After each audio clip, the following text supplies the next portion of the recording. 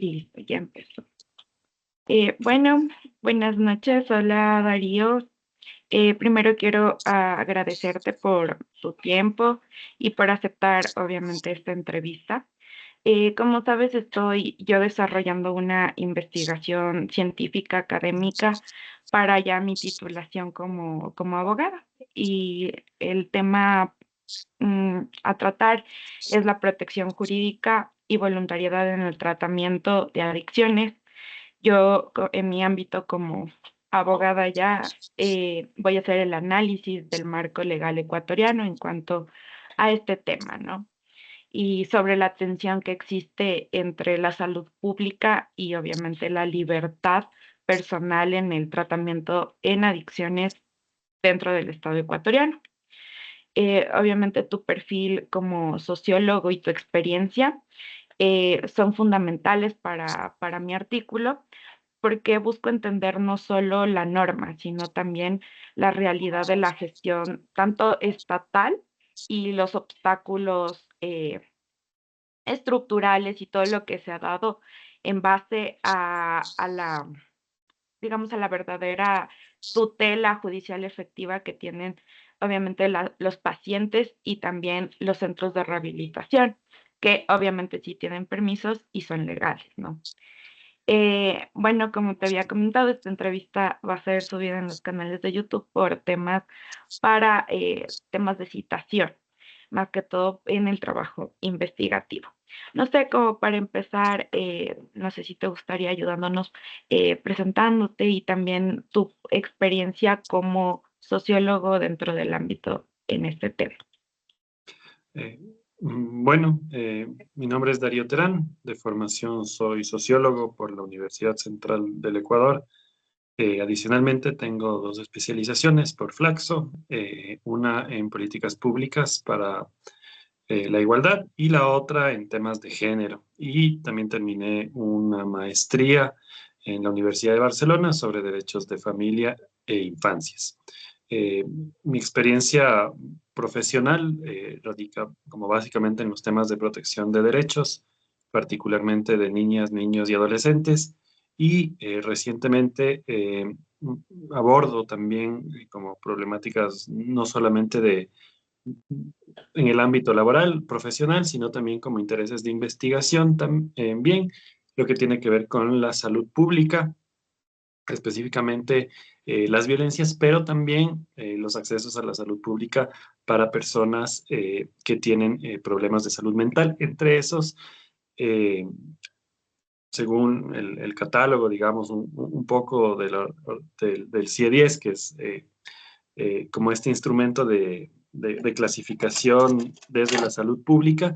Entre los temas de trastornos de salud mental se incorporan del F10 al F19 lo que tiene que ver con la atención a trastornos por consumo de alcohol y de otras drogas. Entonces, esos son como mis más recientes intereses de investigación y también desde la parte profesional. Listo, muchísimas gracias, mi Darío. Nada, o sea, como te había mencionado, esta entrevista justo busca fundamentar esto, ¿no? Que por qué el Estado ecuatoriano, a pesar de que en su mandato o en la Constitución de la República del Ecuador, en su artículo específicamente en el 364 de este cuerpo normativo, nos dice y nos habla sobre que la adicción de todo tipo de sustancias ya es considerado un problema de salud pública, ¿no?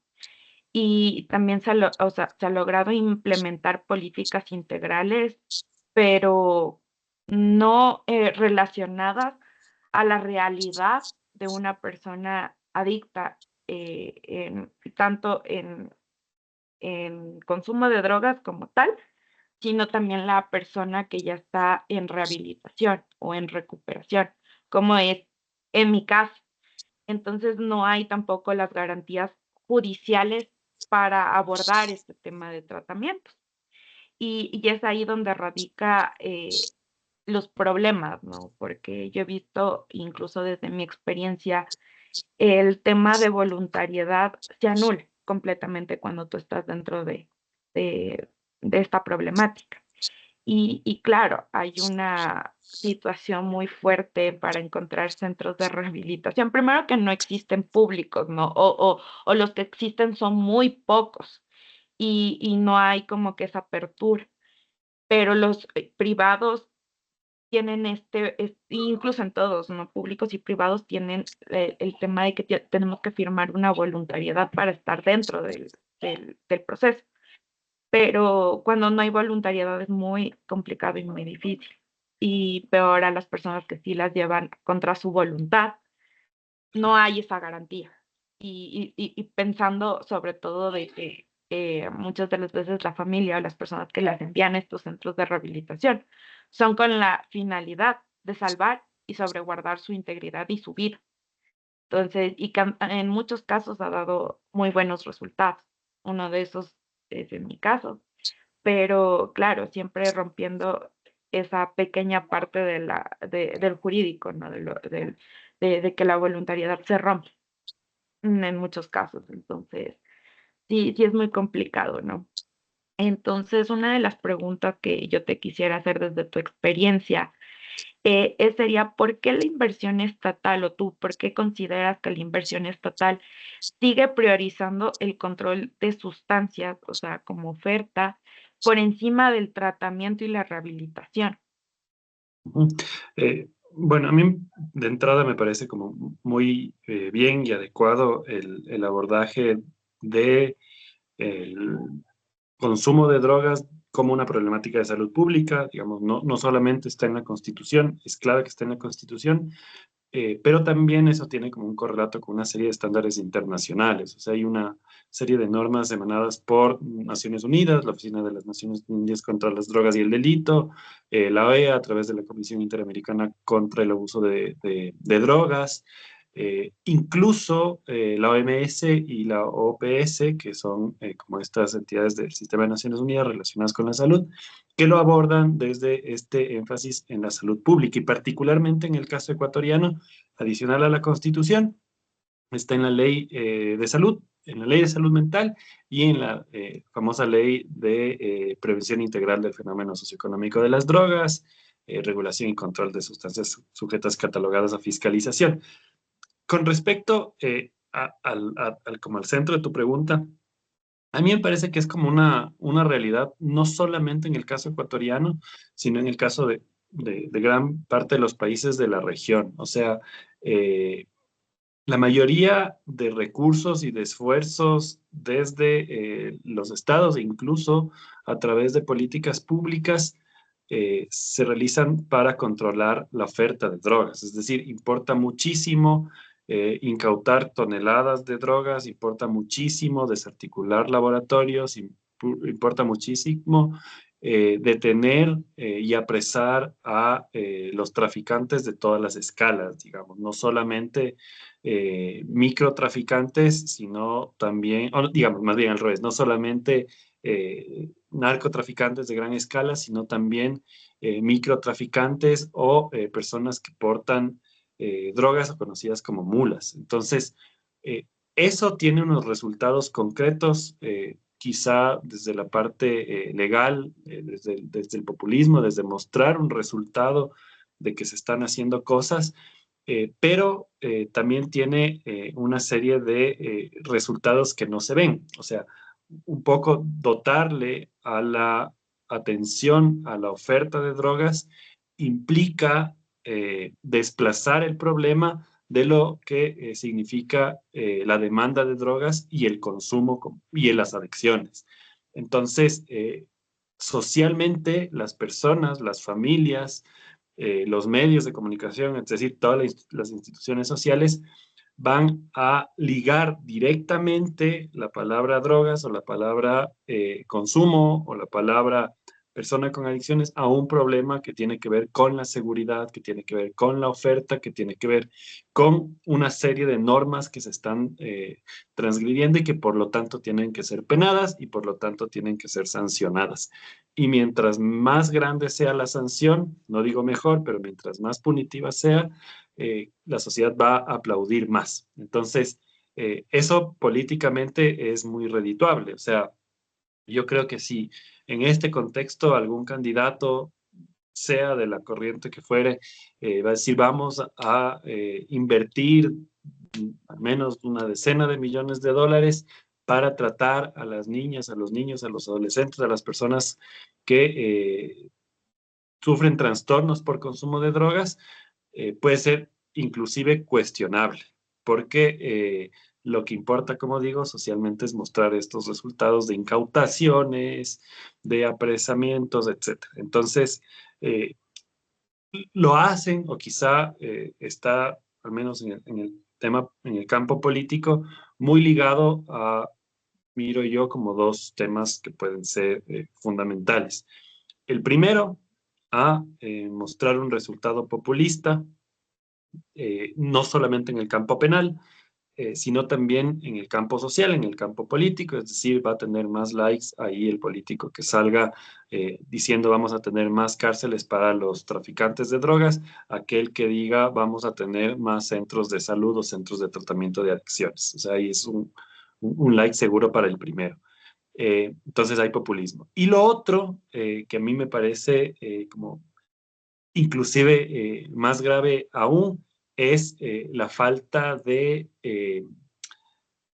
sensibilidad social sobre el tema de drogas. Es decir, incluso de conocimiento. O sea, uno piensa en drogas, no lo digo como analizando la parte política, digamos, ahí hay mucho populismo, pero lo digo en las familias, lo digo en la academia. Yo he encontrado como muy pocos estudios desde las ciencias sociales relacionados con los temas de drogas, desde el consumo, desde la demanda de drogas. Encuentro, digamos, el doble o el triple desde la oferta de drogas. Es decir, hay muchos sociólogos, sociólogas, muchos antropólogas, antropólogas, y muchos profesionales de las ciencias sociales, por ejemplo, que analizan de manera muy detallada lo que está pasando con la oferta. Es decir, son muy críticos con las penas, por ejemplo, son muy críticos con las políticas securitistas, con las doctrinas que vienen incluso desde otros países,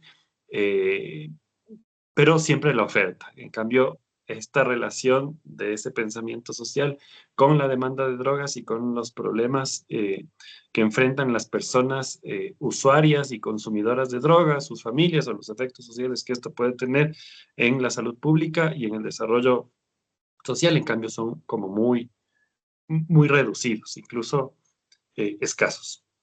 Eso.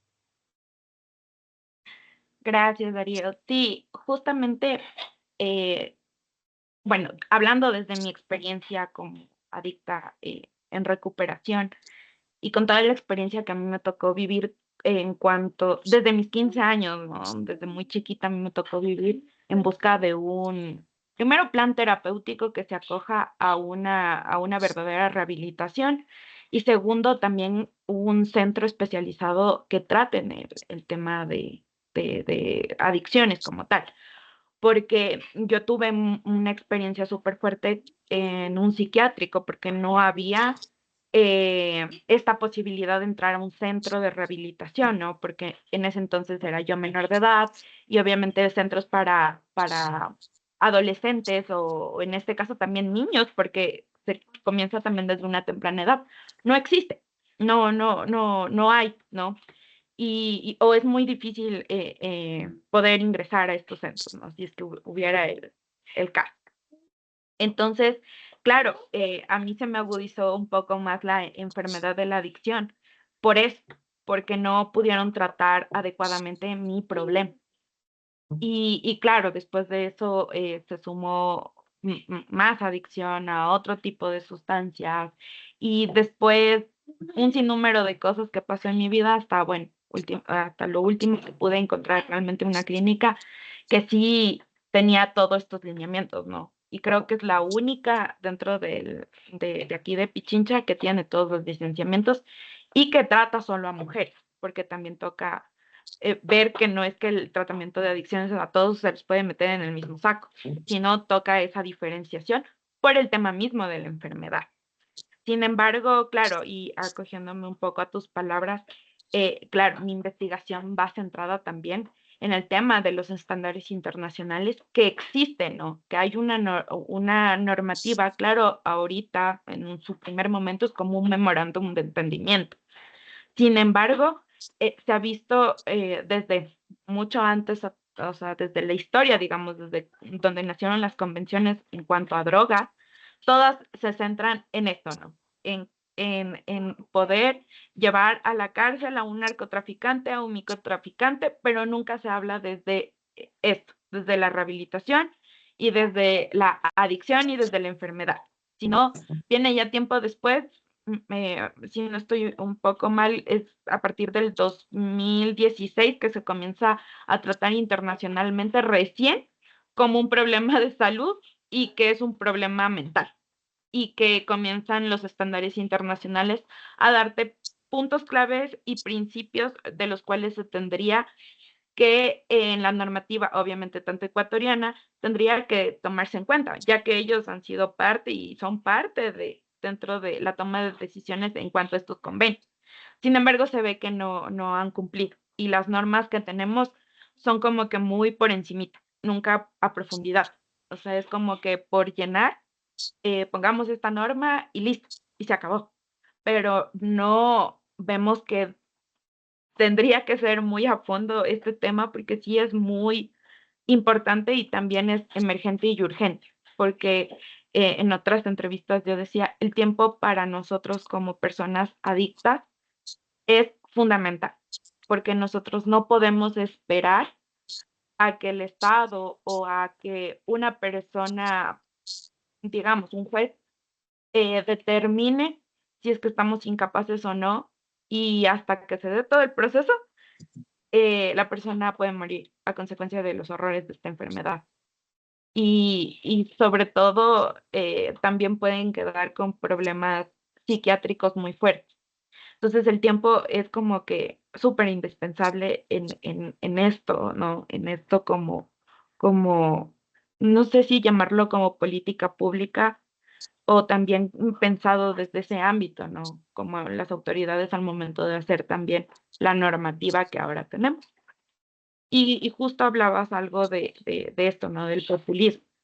Y claro, no sé como para ti, o sea, este populismo, ¿cómo se ve afectado a la continuidad de los programas de tratamiento para poblaciones vulnerables? Bueno, yo creo que hay que tratar de analizar sobre esto la oferta pública, no solamente a nivel de servicios, sino también a nivel de control para el eje privado que tiene que tener los licenciamientos que tú decías. Eh, si bien la normativa reconoce como un problema de salud pública, lamentablemente en cuanto a servicios, los públicos son muy reducidos. Es decir, posiblemente haya 10 centros especializados de tratamiento de adicciones.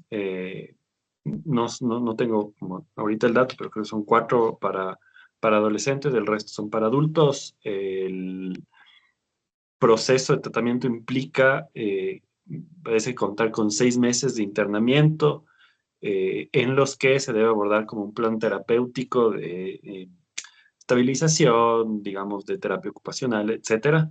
Y hay unos servicios de apoyo, que son como estos ambulatorios intensivos que tratan de que las personas previo al ingreso tengan determinadas, digamos, no sé si características, pero tengan algunos niveles de, de, fu- de- de operaciones funcionales, digamos, y posterior al tratamiento son las encargadas de garantizar como un tema de seguimiento y demás. Eso es muy complejo, ¿no es cierto?, en términos del modelo como tal, porque da cuenta de las limitaciones que hay en cada uno de los niveles. Antes del tratamiento hay limitaciones, cupos, agendas médicas, tiempos de consulta. Durante el tratamiento, quizá estos 6 meses no son los homólogos que todas las personas necesitan. Como tú decías, no está adecuadamente eh, el enfoque de género, quizá los enfoques de edad, eh, e incluso mucho menos, me parece, los temas de diversidades sexogenéricas, por ejemplo, o los temas de pueblos y nacionalidades, es decir, no hay como que un tema personalizado. Es muy difícil tener eso en servicios que además están saturados. Y luego, que es una parte que particularmente me parece que está como muy débil, muy abandonada, es todo el seguimiento para los procesos de rehabilitación y de reinserción, ¿ya? En los casos donde eso sea posible, porque si es que no tenemos un primer nivel que opere adecuadamente y luego en los procesos de tratamiento vemos también más limitaciones en lo que implica la parte residencial, mucho menos el seguimiento, ahí sí que tiene que ir a los casos puntuales, tiene que haber visitas permanentes, trabajo con la familia, con los entornos laborales, generación de oportunidades para que haya un nivel de sostenibilidad. Entonces, digo, ahí se enfrentan serios problemas, ¿ya? Y por otro lado, en la parte privada tenemos unos costos que son inmensos, ¿no es cierto? En servicios que además terminan siendo privilegiados justamente por los costos, las barreras de acceso, si no son públicos, eh, y no son baratos. Entonces, no todos van a ir, la mayoría de personas no van a ir. Los que van posiblemente pueden costear una parte, el resto implica deuda para las familias, implica cargar quizá con eh, ese miembro del núcleo familiar que tiene problemas y que me sigue acarreando problemas. No hay quizá en muchos de estos casos un trabajo integral con las familias que implique la recuperación como tal de los lazos, de los entornos entre esos núcleos familiares. Y eso también es complejo, no particularmente para las personas, o no solamente para las personas como tal, sino también para el sistema privado también, porque no tienen como tampoco un nivel de control o un tema de homologación de cuáles son los procesos por la falta de política pública. Por ponerte un ejemplo, si es que uno genera una política pública para estos centros de tratamiento de adicciones donde no solamente estén los temas de licenciamiento, es decir, que solamente esté, que tenga el permiso de bomberos, que tenga salidas de emergencia, que tenga un espacio de farmacia con los medicamentos básicos para la atención en psiquiatría, manejo de estos síndromes de ansiedad, lo que fuere, síndrome de abstinencia, perdón, lo que fuere, eh, que está en la parte de licenciamiento, sino también una guía para estos procesos de tratamiento. Es decir, vamos a hacer que los procesos del tratamiento no sean específicamente y solamente en la parte médico-psiquiátrica, sino vamos a hacer que tengan un correlato con trabajo social, con terapia ocupacional, con no sé, como con estas otras áreas que ayudan y que contribuyen a que los pacientes que están, incluso las personas en recuperación, tengan estas otras habilidades funcionales. Y luego vamos a tener procesos de evaluación y procesos de reinserción. Entonces, estas falencias que son como bien operativas, o sea, ahorita no estoy hablando de como de la gran falta de política pública o solamente de que la oferta ha desplazado a la demanda en el discurso, sino que también esto provoca que no tengamos tratamientos homologados que lo aborden multicausalmente, como la problemática significa, con lo que necesita, que no solamente es la parte médico-psiquiátrica, sino también otros enfoques. Y en la parte médico-psiquiátrica, también, porque no todos los centros, yo he visto que no todos los centros cumplen, digamos, con este licenciamiento, hay unos que cumplen parcialmente, pero tienen los permisos de funcionamiento, eh, pero hay algunos que no tienen ni siquiera psiquiatras, por ejemplo.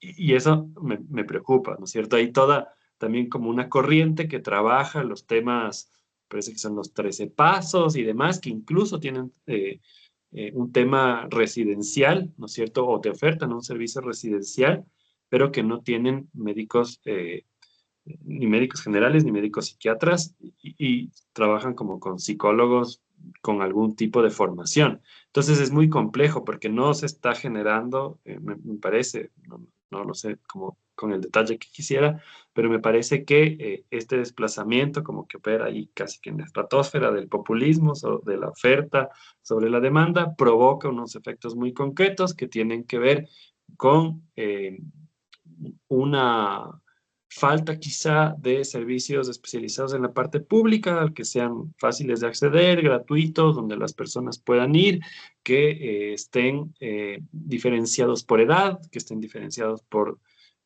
sexo, que aborden los enfoques, digamos, de las diversidades sexuales, los enfoques de pueblos y nacionalidades, porque además las sustancias que se pueden consumir son distintas, etcétera. En la parte pública, digamos, de la oferta estatal, luego en la parte privada, y en general que haya como normas, guías de práctica clínica muy claras, muy específicas, donde se aborde adecuadamente el problema en lo social, pero también en lo médico, en lo psiquiátrico, en el acompañamiento, en la terapia ocupacional, etcétera. Y finalmente, que el Estado ejerza este rol que también tiene, ¿no es cierto? El Estado no solamente, digamos, el Estado es garantista, tiene que garantizar una serie de derechos, pero también tiene que ejercer un control. Entonces, que controlen a esta serie de centros, que algunos tendrán licenciamiento, otros no, pero que haya un control para que incluso los que tienen licenciamiento oferten servicios de calidad para las personas que están enfrentando situaciones de consumo problemático de alcohol y de otras drogas, y mucho más a los centros que no, y donde posiblemente están también causando daño a estas personas y a sus familias. Sí, correcto. Yo estoy muy de acuerdo con lo que has dicho.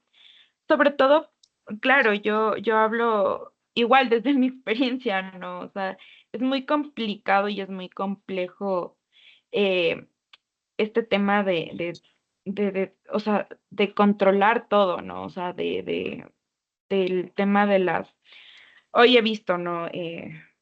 Como que muy regularmente y ya dentro de este ámbito, se ve como que muchas clínicas y también mal llamadas fundaciones ofertan el tema de la rehabilitación como que fuera, no sé, yo siempre lo pongo así, ¿no? Y esta ha sido siempre la analogía desde que yo comencé a hacer este artículo, es como un auto descompuesto, ¿no? O lo ofertan así, ¿no? Como que el paciente va a entrar dentro de la clínica y le van a arreglar ciertas situaciones y listo, y salió y está totalmente curado. Y realmente no es así, porque la enfermedad de la adicción lleva mucho más a solo entrar a un centro de rehabilitación y punto, y se acabó. Es justamente todo lo que tú nombrabas, ¿no? Y me ponía ahorita yo a analizar y a pensar y decía, sí, qué afortunada y qué privilegiada que yo fui al momento de encontrar un centro de rehabilitación que haya cumplido con todos estos parámetros. Primero, y el más importante para mí siempre fue el que no me hayan violentado. Primero, el segundo, que hayan tratado con toda la dignidad posible. Y segundo, todo esto, ¿no? Todo su plan terapéutico, el cual llevaron conmigo. Y que fue muy difícil. Y yo ahorita me ponía a analizar y digo, ¿por qué si ellos teniendo todo el tema terapéutico, el plan terapéutico, contando con especialistas que son de punta, o sea, literal, el director de la clínica es psicólogo clínico y tiene mención en algunas situaciones de adicciones y tiene bastante experiencia en cuanto al tema de adicción? Segundo, teníamos una médico psiquiatra, la cual nos pudo tratar también a las personas que teníamos a consecuencia de el consumo otros trastornos. Y claro, nos ayudó también con el tema de la abstinencia y también a pasar todos nuestro síndrome de ansiedad, porque hasta ahora para mí todavía es muy fuerte. Y seguido a ello las terapias, ¿no? Terapias ocupacionales, terapias tanto sociales, psicológicas, de acompañamiento y todo. Para mí, como te digo, ha sido muy importante durante todo este proceso y por eso creo que he podido también estar ya 1 año, 5 meses limpio, que para mí antes era muy complicado. Ni un día podía estar bien. Y yo agradezco eso y sé que soy muy privilegiada, pero también me pongo en la otra cara de la moneda, ¿no?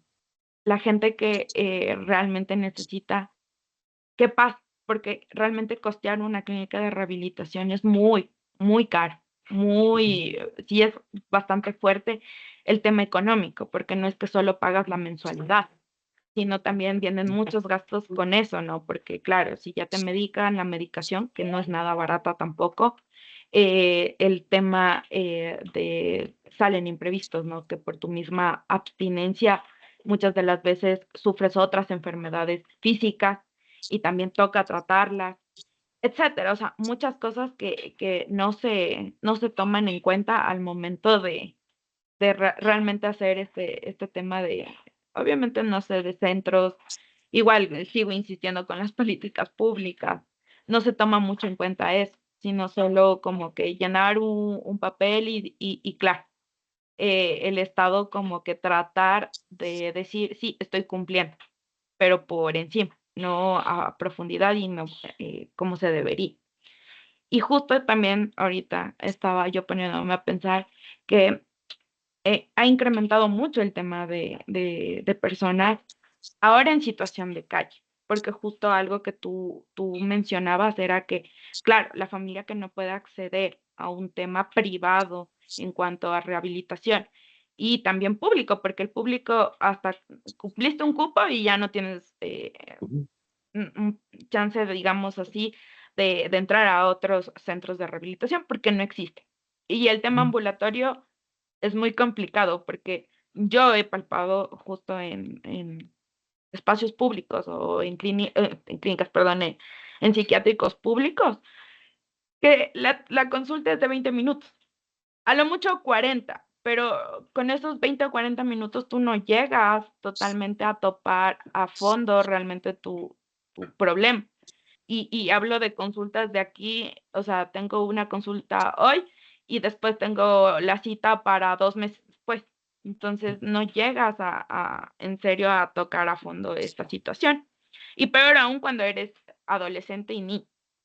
Entonces, y ahora se ha visto mucho esto, proliferar el tema de personas que están en calle y ya son también niñas, o sea, niños, niñas y adolescentes. Que claro, que la familia, obviamente, por el tema de la enfermedad, ya se cansaron y dijeron hasta aquí y ya no ven la manera de cómo solucionar eso.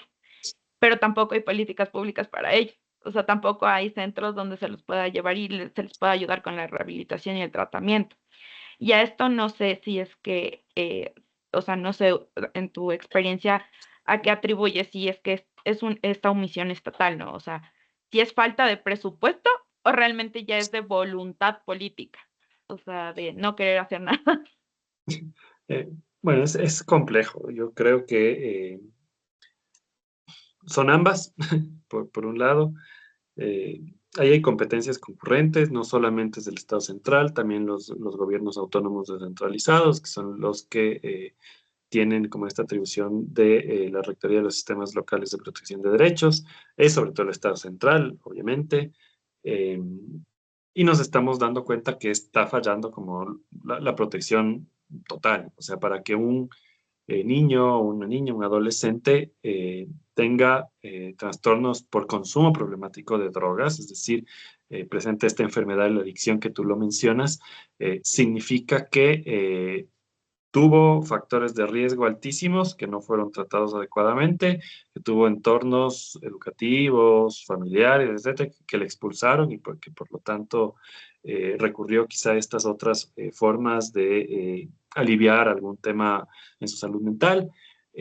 Fracasó también el control que debe existir sobre las sustancias. Imagínate, tú está fracasando el control sobre la oferta de drogas, que no debería pasar con los altos presupuestos que eso tiene, pero pasa, y pasa muchísimo. Es decir, tuvieron acceso a la sustancia y por lo tanto el niño está ya en esta situación que es compleja, ¿no? Y se vuelve mucho más compleja porque quizá este mundo adulto, el adultocentrismo, no nos deja ver con la claridad que deberíamos ver que hay niñas, niños y adolescentes que están enfrentándose al consumo problemático de drogas, ¿ya? Y uno piensa que los servicios para ellos no deberían estar eso, porque el niño tiene que estar estudiando, el niño tiene que estar cuidado, el niño tiene que no sé qué, pero está ocurriendo. Y eso puede tener unos impactos muy puntuales, es decir, psiquiatras infantiles que se hayan especializado en temas de trastornos por consumo de sustancias con niños, no solamente es la dosis del medicamento, en el caso de que tengan que tratar un síntoma por, por digamos, lo que tú dijiste como ansiedad y estos otros trastornos. Pero no solo es eso, es decir, que tengan un tratamiento específico.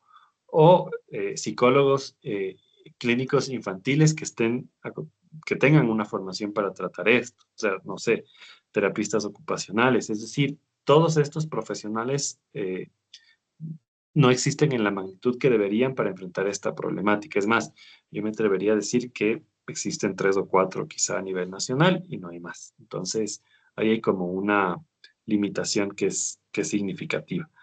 Eh, y de cara a esto, mientras hablabas como en la parte anterior de un poco de esta lógica, privilegios que algunas personas tienen, que también implica no solamente, digamos, el poder acceder a un tratamiento, sino también mantenerlo. Eso ya tiene que ver con las características propias de la persona, con el hecho que le motive para estar, la familia que le motive para estar, los entornos que le motiven para quizá abandonar unos entornos, entrar a otros y que pueda finalizar los tratamientos, no solamente el acceso como tal, sino también la finalización y sostener, que es como bien importante, los procesos de recuperación. Pero mientras decías todo eso, yo me ponía a pensar, no tengo muy certero el dato, pero uno de los casos más trágicos que enfrentó el país en este tema fue la muerte de una serie de jóvenes en Guayaquil, en un centro de tratamiento clandestino, que se murieron quemados en colchones porque estaban amarrados, esposados, encadenados. Eso ocurrió en Guayaquil. Fue como que un boom y a partir de eso hubo una movilización estatal para tratar de alguna forma de regularizar estos centros. Entonces, ahí está quizá la imagen viva de lo que implica la voluntariedad, ¿no es cierto? Había un centro clandestino donde estaban adolescentes y jóvenes puestos ahí posiblemente por sus familiares. Otras fuentes decían que no solo eran los familiares, sino eran los vecinos que les encontraban, les amarraban, les dejaban ahí. Un centro que no cumplía ningún tipo de permiso, ningún tipo de licenciamiento, que no tenían acceso como a estos medicamentos porque no se estaba tratando la abstinencia, digamos, por eso estaban amarrados, encadenados, lo que fuere, eh, y hubo una serie de fracasos, ¿no es cierto? Y la imagen ahí de la voluntariedad perdió totalmente, es decir, no estaba quizá en ese espacio un sujeto de derechos que necesitaba acceder a un proceso de tratamiento por las condiciones de su trastorno, sino estaba un objeto del que era incómodo todo el mundo, la familia, el Estado, los vecinos, lo que sea, y que le fueron a amarrar y que esta persona murió quemado, ¿ya? Entonces, la voluntariedad me parece que es como que puede marcar, más bien marca en estos contextos eh, esta diferencia. O sea, la voluntariedad no es, creo yo, al menos como en el tema de los trastornos por consumo de sustancias, no es como un requisito más y no es una voluntariedad vacía, ¿no es cierto? Es una voluntariedad que tiene que ver con estas características intrínsecas de la persona para poder salir del programa, pero sobre todo con un concepto como de derecho humano y por lo tanto tiene que ser una voluntariedad informada, por lo tanto tiene que seguir como una serie de características. Es decir, la persona que acceda a los procesos de tratamiento para manifestar su voluntariedad tiene que estar adecuadamente informada, ¿ya? Para manifestar como esta voluntariedad tiene que además ser partícipe de qué es lo que está ocurriendo y qué es lo que va a pasar. Es decir, se le tiene que contar, se le tiene que decir cómo van a ser los procesos de tratamiento, quizá cuáles van a ser los riesgos, no con el afán de asustarle, sino con el afán de que la persona sepa y de que efectivamente pueda manifestar su interés. Entonces, es como una voluntariedad, digamos, informada, pero sobre todo basada en este derecho humano de poder tomar decisiones. ¿ya? Otra cosa que tú mencionabas era como las personas habitantes de calle. Sin duda se ha incrementado. Yo creo que es como un síntoma más también relacionado con la pobreza, con la falta de oportunidades, con estos entornos excluyentes.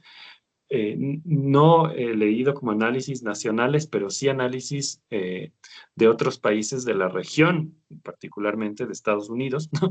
Que gran parte de las personas que están habitando calles, allá les llaman homeless, son personas que enfrentan trastornos por consumo de sustancias, pero ya no de cualquier sustancia. Es decir, más bien, ya no de las sustancias convencionales que nosotros pensamos. Ahí hay como unas altísimas intoxicaciones de homeless, pero en general de estadounidenses, eh, por consumo de fentanilo más silacina, que es como este estimulante veterinario y no sé qué. ¿Qué es lo que les produce estar zombies? Porque el fentanilo obviamente es como una sustancia depresora, no sé qué, pero esta silacina en la mezcla es lo que les produce como un tema clínico brutal, ¿ya? Entonces, y además es altísimamente adictivo, etcétera. Y lo que está ocurriendo es que no solo hay altísimas intoxicaciones, sino que también por los tipos de sustancias, aquí cuando hablamos de drogas, me parece que una de las máximas es poder decir que todas las drogas tienen afectaciones al sistema nervioso central, pero estas drogas de síntesis que se producen en laboratorios legales, ilegales, que son altísimamente adictivas, tienen unos efectos muchísimo más rápidos y muchísimo más directos sobre cantidades mínimas de consumo que pueden tener las personas. Y eso es lo que está produciendo que en estados completos, y el ejemplo pues, es Filadelfia, los homeless no solamente estén en condiciones de extrema vulnerabilidad, imagínate en un país con altísimo índice de calidad de vida, pero por los temas de consumo de droga están habitando calle y además están muriendo por las intoxicaciones que están enfrentando frente a estas sustancias. Entonces, un poco mi impresión es que en el país podría ocurrir, si es que ya no está ocurriendo, también un aumento de la población, no solamente, ahí sí es como que casi que hacer una molotov, ¿no? Entonces, tenemos altísima exclusión social, pobreza, pero en el caso de que haya sustancias nuevas, drogas de síntesis que tienen estos criterios de mucha eh, adicción, etcétera, intoxicaciones y demás, este cóctel sería como que sumamente explosivo si es que no se toman cartas en el asunto. Correcto, o sea, yo justo ahorita me estaba poniendo un poco a analizar, ¿no? En cuanto a hacer una comparación. Claro, en Estados Unidos o Filadelfia, como tú hablabas, claro, ahorita ya está el boom de estas nuevas drogas sintéticas, pero claro, Latinoamérica tampoco es un caso aislado porque ya existe, ya hay y es de conocimiento como que público de que estas sustancias ya están dentro del mercado. Claro está que aquí en el Ecuador sí son muy complejas, obviamente, de conseguirlas todavía, pero por el tema monetario, ¿no? Por el tema o sea, lo que cuesta. Sin embargo, hay otras sustancias muy parecidas de las cuales yo fui y las consumí, que fueron el tema del bazuco, la heroína o la H, que no es casi lo mismo, pero son parecidas, que se las consume en la costa y te deja casi en los mismos estados deplorables que las drogas sintéticas, ¿no? Y claro, ahora es muy común ver dentro de las redes sociales clínicas o fundaciones, entre comillas, que ayudan también, entre comillas, al tema este de rehabilitación de estas personas. Sin embargo, no sé, o sea, para mí sí es muy como que, ajá, o sea, es como que me pongo a analizar y digo, claro, sí, por todo el tema que tenemos por este contexto, digamos, normativo y también social, pasó justamente lo de la clínica de Guayaquil, ¿no? Que llevaron a las personas y las trataron de rehabilitar, pero claro, de una mala forma, porque de lo que se entiende y se sabe para los expertos que han tenido el tema de clínicas o los que estamos ya pues en el mundo este de las clínicas, de rehabilitación y todo, nos damos cuenta y se las llama las fundaciones o clínicas nazis. ¿Por qué? Porque hay mucho castigo y mucha violencia dentro de, porque tienen la errónea idea de que al adicto se lo tiene que tratar con fuerza, con maltrato y que va a salir adelante. Sin embargo, no es así. Y claro, y hay unas cuestiones muy complicadas y complejas también. Es porque, claro, personas que ya se han rehabilitado, digamos así, o que están en el proceso de recuperación, eh, se ponen las clínicas o se ponen las fundaciones por el mismo hecho de tener experiencia. Sin embargo, se necesita mucho más que eso para, obviamente, mantener estos centros de rehabilitación. Y eso es lo que pasa ahora mucho. O sea, yo he visto muchas clínicas, muchas fundaciones que literal le cierran y luego abren con otro nombre, pero es la misma persona la que está a cargo.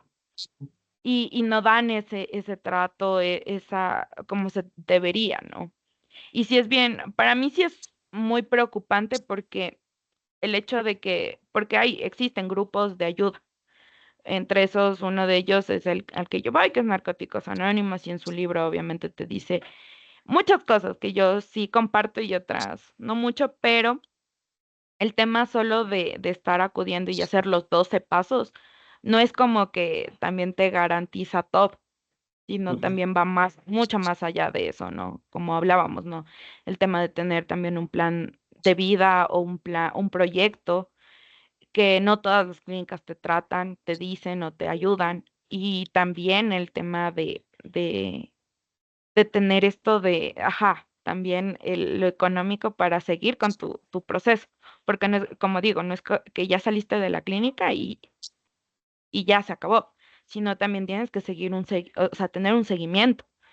Y claro, eso también sí es un poco costoso porque obviamente no es que las pastillas psiquiátricas o que te medican por el tema de tu situación, te las quitan de la noche a la mañana, porque surgiría otros problemas que en mi caso y en mi experiencia ya me pasó con malos psiquiatras, ¿no? Y claro, ahora en cambio tengo un seguimiento y realmente em, sí estoy como que un poco mejor de lo que ya estaba. Pero, pero es muy complicado también decirle como que al Estado, oiga, Estado, si hay planes terapéuticos, si hay centros de rehabilitación donde sí se puede dar este tema de una rehabilitación adecuada. Y es muy complejo porque hay muchos, no sé, o sea, como decir, muchos criterios y no sé si es también desde el poder, digamos así, que piensa no sé, las autoridades que mientras yo soy autoridad y yo digo lo que se tiene que hacer, punto, de eso se tiene que hacer, pero no hay esa visión, o sea, esa de ver más allá de lo que está sucediendo.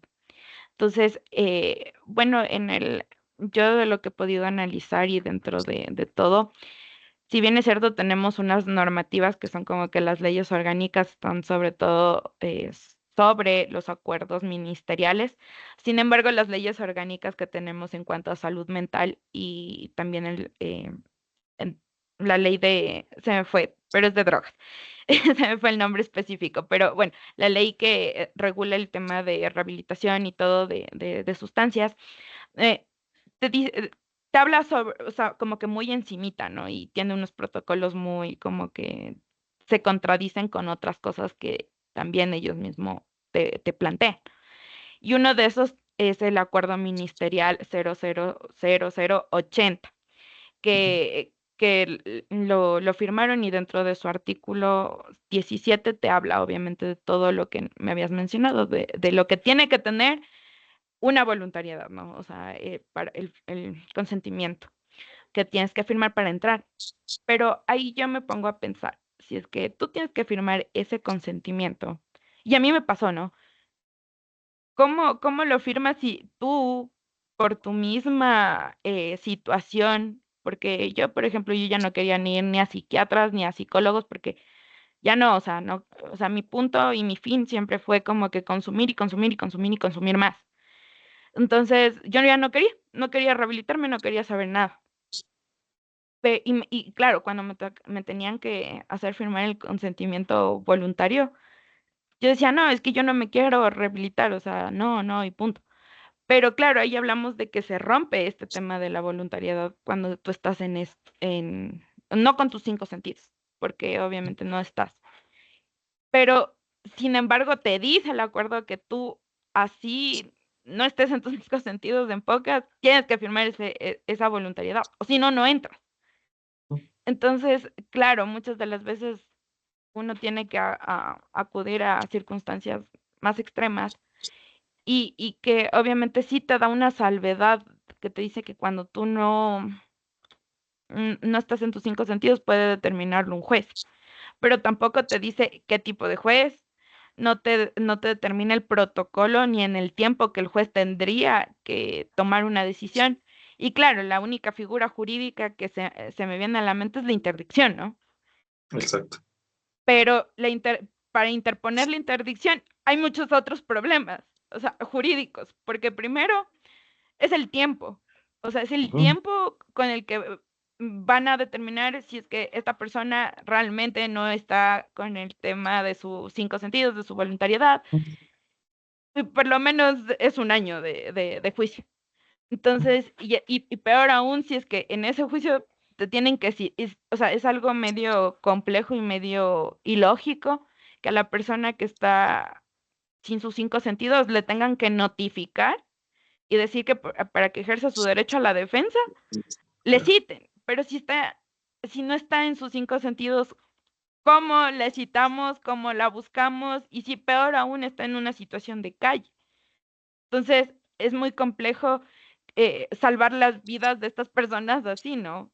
Y justo yo me ponía a analizar un poco y yo decía, ¿por qué en la misma ley, o sea, hacer como que una reforma de la ley y decir que sí, que los jueces que son competentes, en este caso que son jueces de la familia, determinen si esa persona está incapacitada de tomar una propia decisión para entrar a un centro de rehabilitación? Por lo menos en unas 24 a 72 horas, que creo que sería el tiempo prudente para que un juez o una autoridad determine si es que esa persona necesita un tratamiento y tampoco se lleven a personas arbitrariamente porque sí hay casos, o sea, de que se puedan inventar esta situación, ¿no? Pero salvaríamos más, o sea, como yo te decía, el tiempo es muy determinante dentro de aquí, ¿no? Y esperar un año, la persona en ese año ya se puede morir. O sea, Ujú. si no tiene algo emergente y urgente que puedan realizar las personas. Entonces, en este contexto, tú como sociólogo, o sea, dando como que, para mí es como que un punto de vista y también una recomendación que se daría dentro de mi artículo científico, ¿tú cómo lo verías? O sea, ¿sería viable o no sería? Bueno, a mí me parece, de entrada, que es un tema muy complejo. Depende mucho del caso, digamos, de la casuística de la persona. Por ejemplo, en trastornos de salud mental.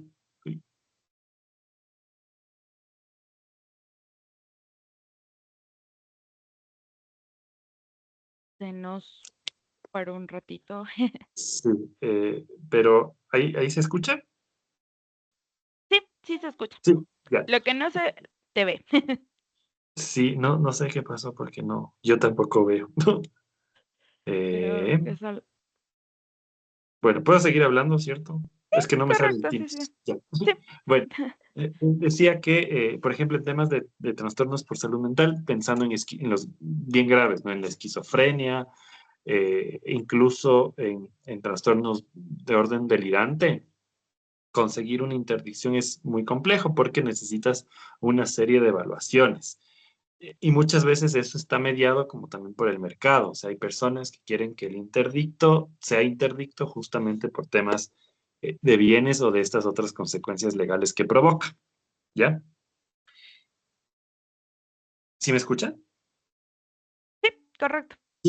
Entonces, quizá en lo que tiene que ver por consumo de alcohol y de otras drogas, me parece que un poco lo que habría que hacer es, no sé, como buscar una figura que no sea la interdicción tradicional, sino que implique el que la persona, o se le pueda de alguna forma ordenar a la persona, recibir un proceso que le permita a un profesional diagnosticarle, ya, o Correcto. sea, como tener el diagnóstico.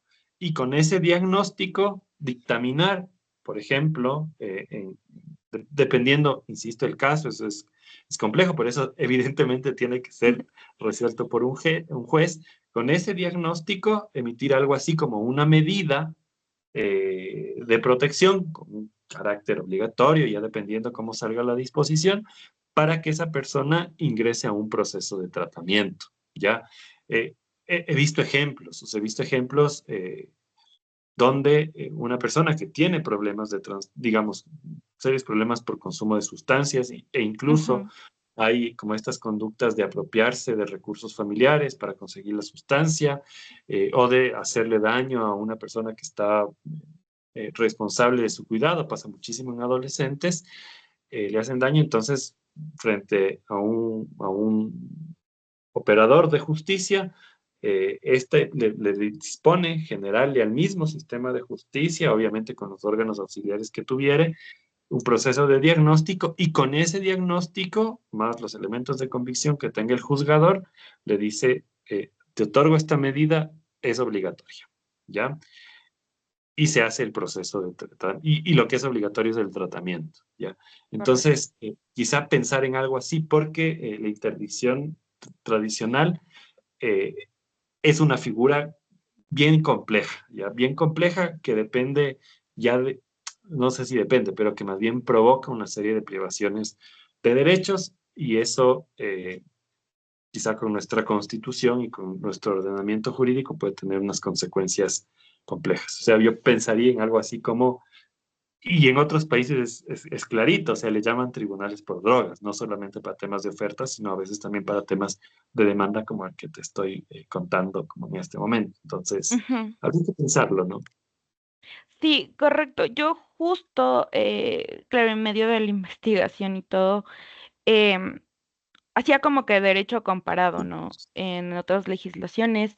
Y sí existe, y sí hay la posibilidad, o sea, no es que es un tema aislado, o sea, esta posibilidad de que un juez determine en un cierto determinado tiempo, pero corto, a diferencia de otras sentencias, hablemoslo así, te determine, ajá, como una medida de protección que esta persona vaya a un centro de rehabilitación. Claro está Ujú, que debe de ser científicamente comprobado, ¿no? De que esta persona necesita realmente esta intervención, porque, ajá, sí existen casos que también eh, familiares o personas, digamos, con otros intereses puedan realizar el mal uso de estas medidas. Sin claro. embargo, ayudaría, yo por mi parte digo, también ayudaría un montón a, o sea, como que a evidenciar también la problemática que se está viviendo ahora día a día, ¿no? Con el tema del uso de sustancias. Sin embargo, también yo digo que también realizando estas medidas, y justamente con todo lo que tú me habías, me has manifestado, es como que también voy sacando más conclusiones en cuanto al tema de mi investigación, ¿no? Y creo que de eso se trata, porque hay muchas visiones y muchas perspectivas. Sin embargo, creo que si es que una persona o un juez, o sea, un tercero, digamos así, un juez, eh, realmente se le da esta potestad para decidir por la persona, se también se estaría tutelando jurídicamente, ¿no? Al paciente y también a las clínicas de rehabilitación para que no tengan en un futuro problemas por un tema de una retención ilegal, digamos así, ¿no? Pero Claro. claro, o sea, en el momento todavía no existe, o sea, no hay, porque no hay un verdadero como que protocolo del Ministerio de Salud Pública, que es el ente que que regula todo esto, al, o sea, con el Consejo de la Judicatura, que es el que regula en cambio la justicia. Entonces, tendría que haber como que ese trabajo, digamos, en conjunto para que pueda realizarse todo este tema de estas propuestas y estas ideas, ¿no? No, que tampoco es como que tenemos que reformar la constituyente y una constitución nueva solo para este determinado grupo, sino es primero las reformas a la ley y segundo es igual dar como que potestades o delegar también en mi caso, yo estaba analizando a las juntas de protección de derechos, porque Sí. siempre se tiran la pelotita, ¿no? Porque si Ujú. hablamos de juntas de protección de derechos, contempla todo eso, ¿no? De proteger los derechos fundamentales de las personas. Pero siempre se tiran como que la pelotita, no, es que esa no es mi competencia, es la competencia del juzgado.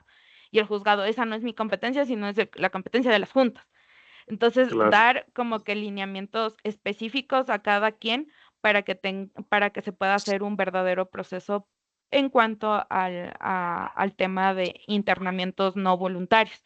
Por ejemplo, en Colombia hay internamientos no voluntarios, se le llama así, y Ujú, son las medidas ujú. para que les otorgan para que las familias por un determinado tiempo puedan tomar las decisiones en cuanto a a su familiar por el tema de consumo de drogas.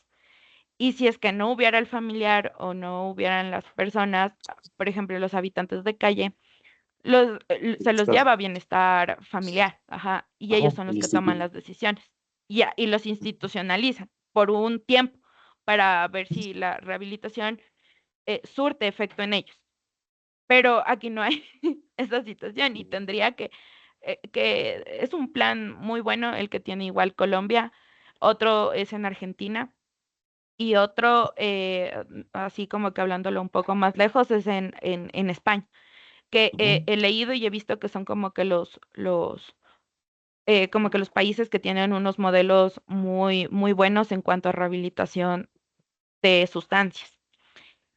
Con todo esta situación y con la visión del adicto dentro del Estado, y tú como sociólogo, ¿cómo percibirías o sea, como que los tomadores de decisiones, en este caso el Ministerio de Salud Pública al, y el Consejo de la Judicatura como ente, digamos, de justicia, o sea, cómo ellos tendrían que verlo realmente al sujeto, o sea, este sujeto de derechos, ¿no?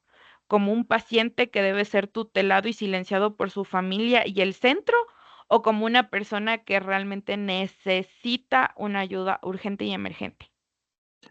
Como la segunda opción, es decir, como una persona que necesita un proceso de garantía de derechos urgente, emergente y con todos los criterios de, digamos, debida diligencia que existen, es decir, que sea oportuno, que sea de calidad, que sea universal, en los casos que tenga que sea gratuito, porque, como tú bien lo dijiste, no es un tema que pueda esperar, es un tema que tiene que atenderse de manera oportuna, inmediata, sin perder el tiempo. Dicho esto, también como con la reflexión que hacías, un poco, sí, o sea, en otros países estos sistemas funcionan y también funcionan como con temas de oferta, es decir, cuando las sustancias están eh, ilegalizadas totalmente, es decir, no hay cantidades mínimas, todo es igual, hay tráfico a la escala que fuere. Incluso algunos países han logrado que las personas que tienen sustancias en sus manos, que son consumidores, es decir, previo incluso a los procesos de juzgamiento, hay pruebas, hay exámenes toxicológicos, hay pruebas psiquiátricas, psicológicas que permiten determinar si una persona es consumidora, previo, digamos, a la decisión del juez para imponer la pena por la oferta o el tráfico de drogas, hay una valoración de que esa persona es consumidor y sobre eso se actúa. Sobre eso a la persona le dicen, le diagnostican y le dicen, usted tiene que ingresar a un proceso de tratamiento eh, y eso tiene que hacerlo de manera inmediata en tal centro de carácter público, de carácter privado, y sobre eso yo voy a hacer la vigilancia de que efectivamente esté ocurriendo. Es decir, no solamente pasa con como consumidores, digamos, sino también pasa muchísimo, por ejemplo, con microtraficantes o los conocidos dealers de mínima dosis que tienen para diferenciar entre tráfico y consumo y sobre el consumo y respuestas que son integrales. Entonces, la visión un poco del Estado, de los tomadores de decisiones, implica lo que tú estás haciendo, como reconocer experiencias internacionales, abordar el Ujú. problema jurídicamente con los mecanismos que hay, es decir, con la normativa que hay, que a mí me parece, al menos en Constitución y leyes orgánicas, que puede ser la adecuada, dictaminar los protocolos que haya que dictaminar para que tanto operadores de justicia como operadores del Ejecutivo, en este caso de salud, puedan tener las capacidades para poder, uno, diferenciar, diagnosticar y posteriormente realizar los procesos de tratamiento. Y finalmente, que a mí también me parece que es como un deber necesario Ujú. desde los estados democráticos, es lograr posicionar el tema. Si es que personas consumidoras, personas que están en procesos de tratamiento, que están en procesos de rehabilitación, se organizan o estos gremios se organizan y pueden demandarle al Estado, me parece que es clave. O sea, ahí me parece que es además algo que falta porque quizá no está ocurriendo tampoco por toda esta demonización de las sustancias que opera y el populismo y la priorización que hay en los temas de oferta. Pero sí me parece que es como muy necesario visibilizar los temas del tratamiento y los temas de recuperación desde los propios pacientes. Claro, o sea, yo como eh, te digo, o sea, como que digamos así, como que para visual, o sea, como que hacer visible esta problemática, obviamente es, y en honor a toda mi experiencia, es este artículo científico, ¿no? Que yo en cambio desde el ámbito legal he visto todas estas falencias y claro, me llamaba mucho la atención y decía, claro, no, o sea, yo como paciente no he tenido todas las como que garantías, digamos así, de poder acceder a un tema de rehabilitación, sino obviamente tuve que después de tanto, en palabras como que más coloquiales, trajinar en todo mi proceso, pude encontrar realmente una luz y una esperanza, digamos así, para yo poder salir adelante. Pero yo también me pongo en el lado también de las personas que no tienen, que todavía sufren a consecuencias de esta enfermedad. Entonces, nada, por eso es que este artículo científico es en honor a mi experiencia, en honor a también a las personas que aún están en temas de adicciones activas, digamos así, y las que también estamos en recuperación, que es todavía muy difícil y también es muy difícil contra la sociedad porque todavía se lo trata como un tema netamente moral, como criminal y no como algo emergente social, como ser una, digamos, la sociedad todavía no es muy empática, ¿no? Y por eso también se sufren muchas vulneraciones de derechos en cuanto ya cuando tú sales.